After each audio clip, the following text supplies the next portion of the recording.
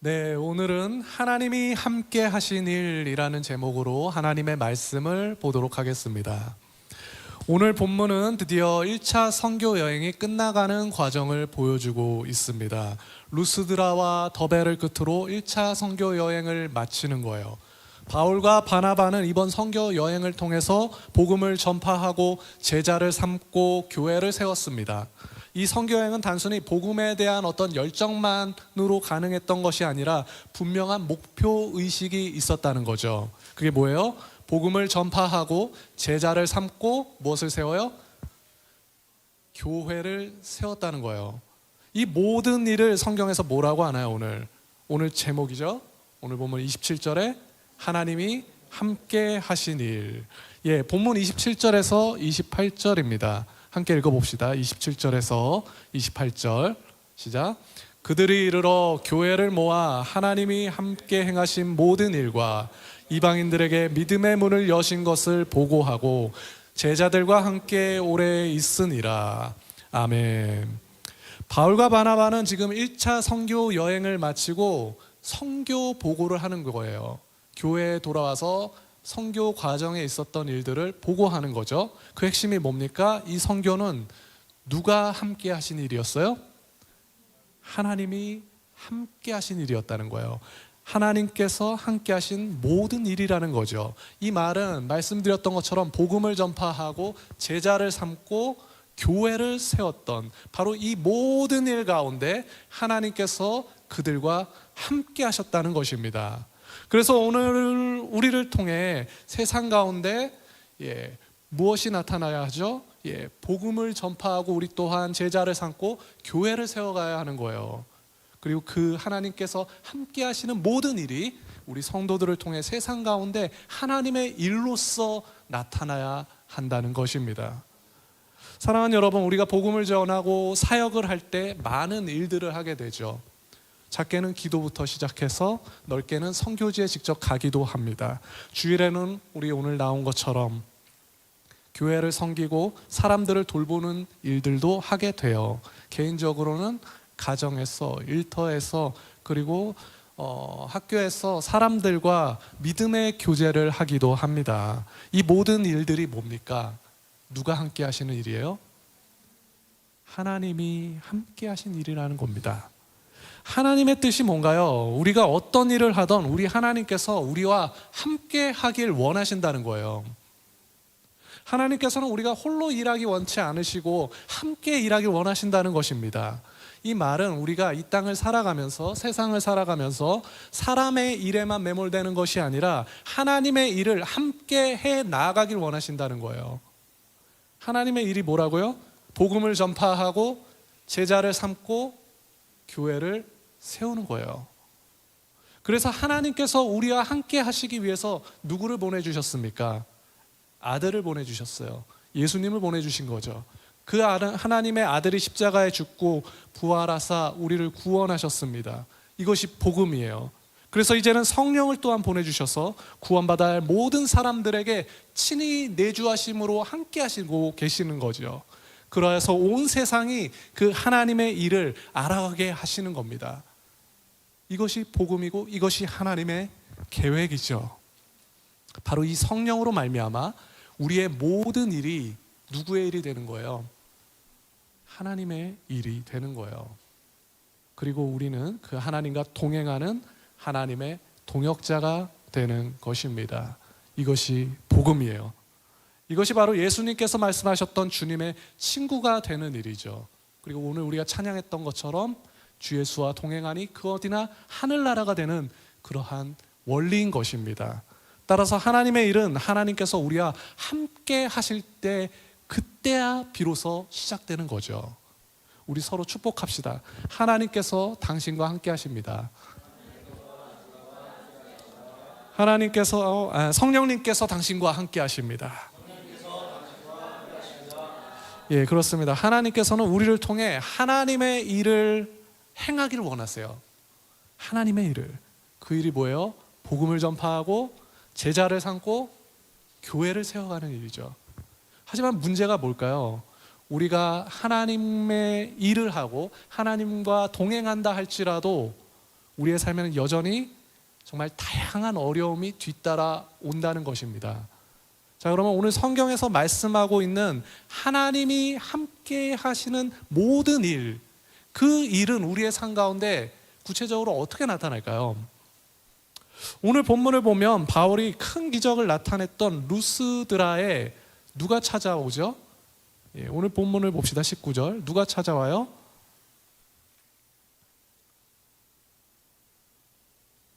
유대인들이 찾아와요. 그래요. 유대인들이 찾아와요. 이들은 어디서 왔어요, 지금? 안디옥과 이고니온에서 유대인들이 찾아온 거예요. 이 안디옥과 이고니온은 어떤 곳이었습니까? 바울이 복음을 전했던 곳이죠. 그런데 이들이 왜 찾아왔어요? 바울을 지금 죽이려고, 공격하려고 찾아온 거예요. 루스드라에서는 지난주에 우리가 살펴본 것처럼 바울은 신처럼 추앙받았어요. 헤르메스처럼. 그리고 바나바는 제우스처럼 추앙받았지만 그것을 거절하고 복음을 전했죠. 이렇게 바울과 바나바의 인지도가 높아져 있는데 이들이 여기 와서 지금 바울을 공격하고자 하는 거예요. 그래서 사람들을 지금 어떻게 합니까? 선동해서 바울을 돌로 쳐요. 본문 19절 우리 함께 읽어볼까요? 시작. 유대인들이 안디옥과 이고니온에 와서 무리를 충동하니 그들이 돌로 바울을 쳐서 죽은 줄로 알고 시외로 끌어내치니라. 아멘. 루스드라 사람들은 유대인들의 지금 꾀임에 넘어가서 바울을 돌로 친 겁니다. 여기서 돌로 쳤다는 것은 단순히 바울이 싫어서 혹은 미워서 그렇게 단순히 돌로 쳤다는 그런 의미를 좀 넘어서고 있어요. 왜냐하면 이때 당시에 이 고대 사회에서 돌로 쳤다는 것은 특정한 죄에 대한 형벌이 돌을 던지는 투석형인 거죠. 우리가 복음서를 보면 가늠한 여인을 심판하려고 사람들이 돌로 치려고 하잖아요. 그래서 예수님께서 너희 중에 죄 없는 자는 어떻게 하라고 그래요? 이 여인을 돌로 치라.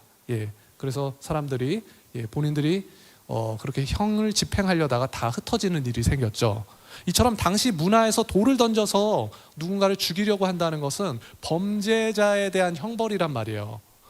따라서 이 말은 유대인들은 지금 루스드라 사람들을 현혹해서 어떤 죄인지는 알 수 없으나 바울을 지금 특정한 범죄자로 몰아서 누명을 뒤집어 씌웠구나라는 점을 알 수 있어요. 또한 바울은 이 돌에 맞은 뒤에 어떻게 됐죠? 19절 끝에 시외로 끌어내치니라. 이 말은 성 밖으로 끌어내쳤다. 성 밖으로 버려졌다. 이런 의미입니다. 성 밖에 버려지는 것은 보통 시체를 가져다 버려요. 오늘날도 루스드라 이 지역에 직접 가보면 이 유적지에 성터가 남아있어요. 그리고 그 성터 밖에는 공동묘지가 형성되어 있습니다. 따라서 이 말은 바울에게 돌 던진 사람들이 봤을 때 그들의 기준에서 지금 바울은 돌에 맞아서 어떻게 된 거예요? 정말로 죽었다고 판단했던 거라는 거죠. 우리는 지금 이 짧은 구절을 통해서 지금 여러 상황을 짐작할 수 있어요. 흥미로운 것은 루스드라 사람들이 지금 어땠어요? 원래는 바울을 신처럼 여기다가 하루아침에 돌변했다는 겁니다. 그들은 바울을 지금 이제는 신처럼 여기다가 범죄자 취급을 하고 있다는 거예요. 그래서 그를 죽인 다음에 내다 버렸다는 거죠. 이게 뭐예요? 우리는 바울에게서 지금 누구와 같은 모습을 보게 되는 거예요? 누구와 같은 상황? 예수님과 똑같은 상황을 보게 되는 거예요. 예수님께서 공생의 사역을 하셨을 때 어떠했습니까? 사람들은 예수님을 메시아로 여기면서 환대했어요. 다들 아시죠? 얼마나 환대했는지. 호산나 다윗의 자손이요. 그래서 모든 백성들이 다 나와서 환대했어요. 하지만 그 사람들이 결국 어떻게 했습니까? 예수님을 십자가에 못 박는 데 동의하고 결국 그들이 예수님을 죽여요. 이처럼 사람의 마음은요, 하루아침에 변하는 것이 사람의 마음이겠죠. 예수님은 자신을 환대했던 사람들에게 공격을 당해요. 바울 또한 자신을 열광적으로 따르던 사람들에게 공격을 당하는 거예요. 이처럼 사람의 마음은 하루아침에 그냥 변하더라는 것이죠. 제가 학교에서 한 학기를 가르쳐 보면 이 학생들의 진심을 알 수 있습니다. 예, 학기 중에 잘 저를 따르던 학생들도요, 학기가 딱 지나면 딱 두 종류로 나눠져요. 예, 한 그룹은 저를 여전히 잘 따라주고, 한 그룹은 갑자기 시큰둥해지고 서먹해져요. 예, 그리고 좀 뭐랄까 냉소적으로 변하는 학생들도 있어요. 왜 그럴까요? 예, 한 학기가 끝나면 그들의 성적이 발표되기 때문에 본인이 원하는 성적이 나오지 않았다. 그러면 이제 그때부터 서먹해지는 거죠. 예. 그런데 성적이 안 좋아도 여전히 잘 따르는 애들이 있고, 성적이 좋아도 여전히 좋으면 당연히 잘 따르겠죠. 예. 근데 좋지 않으면은 정말로 많이 삐져 있는 게 얼굴에 탁 보여요. 그러면서 길 가면서도 이렇게 약간 인사는 하는데 감정이 확 아우라가 느껴지는 그런 게 있죠. 그래서 삐져 있는 게 딱 보이니까 야, 음료수 마실래? 이러면서 저는 이제 뭐 그렇게 다가가기도 하는데, 사람의 마음은 정말 한순간에 바뀌는 것 같아요. 하루아침에 바뀌는 게 사람 마음 같아요. 그래서 우리가 사람을 믿음의 대상이 아니다, 그런 말도 하잖아요. 사람은 어떤 대상이요? 사랑의 대상이라고 하죠. 나를 신뢰하고 나를 좋아하고 심지어 나를 막 추앙해 주는 그러한 사람일지라도 나를 등지는 것은 한순간이더라는 겁니다. 우리의 삶에 이러한 어떤 배신이나 공격이 늘 도사리고 있죠. 우리 또 김동석 형제님이 실용음악에 가서 이제 멋지게 연주하고 나면은 많은 사람들이 따라올 텐데, 지금 그 팬덤이 많잖아요. 많잖아요. 그 팬덤이 하루 아침에 돌변할 수 있다는 거예요. 이를테면. 자, 그러면 꼭 이런 상황은 아니더라도 정말로 우리는 우리가 잘 나갔을 때는 사람들이 따르다가 우리 형편이 기울었을 때 우리에게 등 돌리는 사람들을 경험하듯이 정말 이러한 어려움들은 늘 우리 가운데 있는 것 같아요. 이러한 위기와 어려움 가운데 이런 상황들을 우리는 어떻게 그리스도인으로서 대처해 갈 수 있을까요? 하나님을 믿는 사람들이라면 뭔가 좀 달라야 할 텐데, 세상 사람들과 똑같이 우리도 이런 일에 휘말리게 돼요. 이러한 딜레마를 어떻게 해결할 수 있을까? 그러한 문제를 좀 살펴보면 좋을 것 같아요. 오늘 본문 가운데 사도 바울은 지금 이러한 박해와 핍박과 배신과 그리고 아픔을 경험했어요. 그리고 이후에 전도 여행을 마치고 교회로 돌아가죠. 그리고 이 모든 일에 대해서 교회에 보고하게 됩니다. 그런데 이 모든 일에 대해서 어떻게 보고했어요? 이 모든 일이 누구와 함께 한 일? 하나님이 함께 하신 일이라고 보고하는 거예요. 하나님이 함께 행하신 모든 일이라는 겁니다. 본문 27절 한번 읽어보죠. 본문 27절 함께 읽어봅시다. 시작.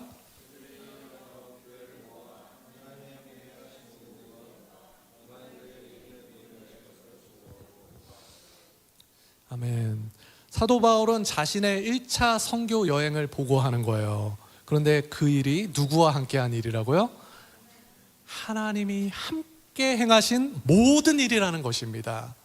많은 사람들이 복음을 받아들이고 믿음을 갖게 된 것만이 하나님께서 함께 하신 일이 아니라, 그가 당한 환난과 박해와 그리고 고난과 어려움과 그 모든 아픔까지도 하나님이 함께 하신 일로 바라보는 거예요. 그래서 이것을 이 모든 것이 하나님이 함께 하신 일이라고 보고하는 겁니다.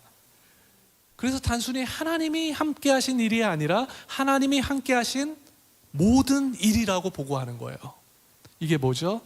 이 말은 우리의 모든 일, 즉 좋은 일뿐만 아니라 나쁜 일까지도 우리 하나님의 주권 안에 있음을 인정하고 그러한 믿음의 고백을 한다는 것입니다. 어떻게 이러한 고백을 할 수 있을까요? 우리를 향하신 하나님의 계획을 철저하게 신뢰하기 때문에 이러한 고백을 할 수 있는 것이겠죠. 이 땅의 가치관을 넘어서 하늘의 가치관을 소유하고 있기 때문에 이러한 고백을 할 수 있을 것입니다. 내가 좋은 직장에 취직하고 사업장의 매출이 오른 것도 하나님이 행하신 일이겠지만, 때로는 대학에 떨어지고 때로는 사업에 실패하고, 그래서 이번 일로 마음이 너무 아프고 쓰리고 그리고 괴롭다 할지라도, 그렇게 너무나 어렵다 할지라도 그조차도 하나님의 주권 안에서 한치도 떨어질 수 없는 그 하나님의 일 안에 있다는 것이에요. 우리의 전도가 성공했을 때뿐만 아니라 우리의 전도가 실패했을지라도 여전히 모든 일은 하나님의 주권 안에 있고 바로 그것이 하나님의 일이라는 것입니다. 사랑하는 여러분, 세상은요 우리 그리스도인들과 같이 이러한 고백을 절대 할 수 없어요. 우리가 이 세상과 다른 가치관을 가졌기 때문에 그리스도인들은 이러한 고백을 할 수 있는 거예요. 그 가치관의 중심에 누가 있습니까? 하나님이 계신 거예요.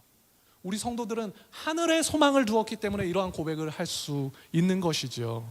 하나님의 계획을 신뢰하기 때문에 이러한 고백을 할 수 있는 줄로 믿습니다. 예, 우리 서로 도전합시다. 하늘의 소망을 둡시다. 하나님의 계획을 신뢰합시다. 아멘, 아멘. 예, 오늘 본문에서 바울은 돌에 맞아 죽을 뻔하죠. 그런데 바울이 죽은 줄 알고 성 밖으로 이렇게 버려지자 어떤 일이 있었어요? 예, 죽은 줄 알았던 바울이 일어나는 거예요. 그리고 다시 어떻게 해요? 그 성으로 들어가요. 예, 본문 20절인데요. 예, 중간까지만 한번 읽어볼까요? 본문 20절 시작. 제자들이 둘러섰을 때 바울이 일어나 그 성에 들어갔다가, 여기까지요. 바울이 돌에 맞아서 죽었다 판단돼서 지금 성 밖으로 갖다 버렸습니다. 바울이 버려진 거죠. 그래서 제자들이 이 소식을 듣고 바울을 찾아온 거예요. 그런데 그때 바울이 벌떡 일어나는 거예요. 이는 바울이 죽을 만큼 맞았음에도 굉장히 특별하게 회복하고 있는 그러한 모습을 굉장히 짧게 보여주는 거죠. 하지만 오늘 맥락에서 이러한 회복의 모습, 이것도 중요하겠지만 오늘 맥락에서 더 강조하고 있는 것은 뭐냐면, 단순히 바울이 특별히 회복되고 어떠한 소생되는 것을 넘어서 바울이 다시 어디로 가요? 그 성으로 들어가는 것에 초점을 두고 있어요.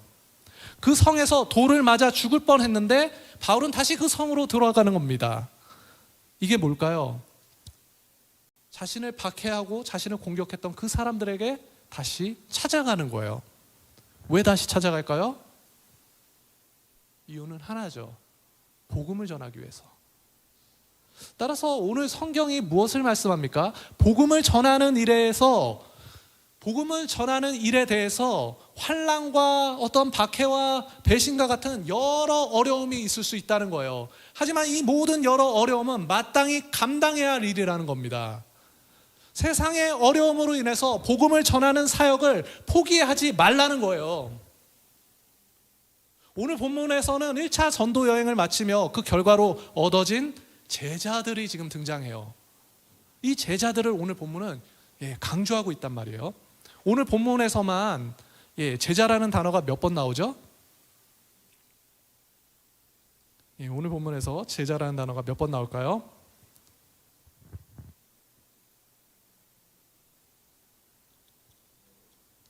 맞아요. 4번입니다. 4번. 20절에 보면 바울이 죽은 줄 알았을 때 지금 제자들이 찾아와요. 21절에 보면 이제 더베라는 지역으로 옮겨가서 복음을 전할 때 많은 제자들도 얻게 되죠. 22절에도 봅시다. 비시디아 안디옥, 여기서 안디옥은 비시디아 안디옥인데 안디옥으로 다시 돌아가서도 제자들을 이제 권면하죠. 그리고 28절에 보면 이번에는 원래 출발했던 그 수리아 안디옥, 그 안디옥으로 돌아가서 제자들과 함께하는 거예요. 이처럼 오늘 본문에서는 무엇을 강조합니까? 제자에 대해서 강조하는 거예요. 제자. 따라서 오늘 본문은 분명히 제자도에 대해서 말씀하고 있다는 거예요. 그 제자도의 핵심이 뭐예요? 그 어떤 환난 가운데서도 포기하지 말고 복음을 전하라는 것입니다. 본문 22절 다시 한번 읽어봅시다. 22절 제자들의 마음을 굳게 하여 이 믿음에 머물러 있으라 권하고, 또 우리가 하나님의 나라에 들어가려면 많은 환난을 겪어야 할 것이라 하고. 오늘 본문에서 사도 바울을 통해서 나타난 메시지가 바로 이거예요. 본인도 환난 가운데 포기하지 않았고 본인도 환난 가운데 복음을 계속해서 전했다는 겁니다. 그리고 제자들에게 똑같은 당부를 하는 거예요. 환난 가운데 포기하지 말고 복음을 전하라는 것입니다. 사랑하는 여러분, 성경이 그러면 오늘 우리에게 무엇을 말씀하고 있는 겁니까? 어떠한 어려움이 있어도 포기하지 말고 복음을 전하라는 거예요. 삶이 바빠지거나 건강이 나빠지거나 혹은 경제 상황이 좋지 않을 때 우리가 신앙에 대해서 도전할 수 있어야 한다는 거죠. 주일 성수뿐만 아니라 기도 생활, 말씀 생활, 헌금 생활에 대해서 어려움을 느낄 때 어떻게 해요? 포기하지 말고 도전할 수 있어야 한다는 겁니다. 특별히 우리가 이번 주부터 여러 프로그램이 시작돼요. 성경 통독 시작됩니다. 소그룹도 시작돼요. 우리 앞에 이러한 신앙생활을 포기하고 싶게 만드는 여러 어려움이 우리를 기다리고 있다는 거예요. 혹은 이러한 신앙생활을 축소시키고 줄이려고 하는 여러 유혹들이 이미 기다리고 있어요, 우리를. 하지만 사랑하는 여러분, 이러한 일로 우리의 신앙생활을 축소하거나 포기하지 말라는 것입니다. 오히려 더 도전하라는 거래요. 예수를 주로 믿는 나의 믿음이 따로 있고 우리 신앙생활이 따로 있는 게 아니라는 거예요. 신앙생활을 포기하는 건 내 믿음의 고백을 부정하는 거죠. 우리의 믿음과 행위는 달리 있는 게 아니에요. 연속적으로 있는 거예요. 연속성이 있는 거예요. 이신칭이 우리는 오직 무엇으로 구원을 받습니까? 믿음으로 구원을 받아요. 하지만 그 믿음이 구원을 받을 만한 진실한 믿음이라면 그 행위는 어떠해야 할까요? 그 행위에서 우리는 그 믿음을 발견할 수 있는 거죠. 사랑하는 여러분, 우리의 신앙생활을 축소하지 마십시오. 신앙생활을 포기하지 마세요. 어떻게든 도전하고 또 도전하십시오. 우리의 마음을 굳게 하고 이 믿음에 머물러 있으라고 오늘 성경이 우리에게 말씀합니다. 왜죠? 우리가 하는 모든 일은 단순히 나의 일이 아니라 누구와 함께 하는 일이에요? 하나님이 우리와 함께 하시는 일이에요. 그렇기 때문에 우리는 이 믿음에 머물러 있어야 한다는 거예요. 그러면 우리 성도님들은 포기하지 말고 도전해야 할 줄로 믿습니다.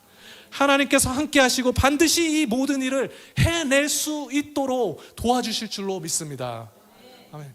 우리 서로 도전합시다. 포기하지 맙시다. 마음을 굳게 합시다. 믿음을 지켜냅시다. 하나님께서 당신과 함께 하십니다.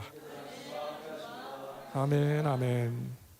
사도 바울은요, 지금 1차 전도 여행을 마치고 이제 자신이 이렇게 지나왔던 그 길을 돌아가며 여러 제자들을 만나는 거예요. 그리고 이 권면들을 했던 거죠. 그 후에 무엇을 말씀하죠? 사도 바울은 복음을 전하면서 환난을 겪어야 할 것이라고 미리 당부하는 것이죠. 왜 이런 당부를 할까요?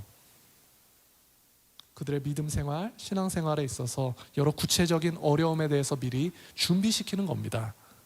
복음 사역은요, 어려운 거예요. 힘든 겁니다. 하지만 그 어려움에도 불구하고 왜 복음을 전합니까? 오늘 성경에서 보면 어디에 들어가기 위해서? 하나님의 나라에 들어가기 위해서 복음을 전하는 거예요. 사랑하는 여러분, 우리에게 목표가 있어요.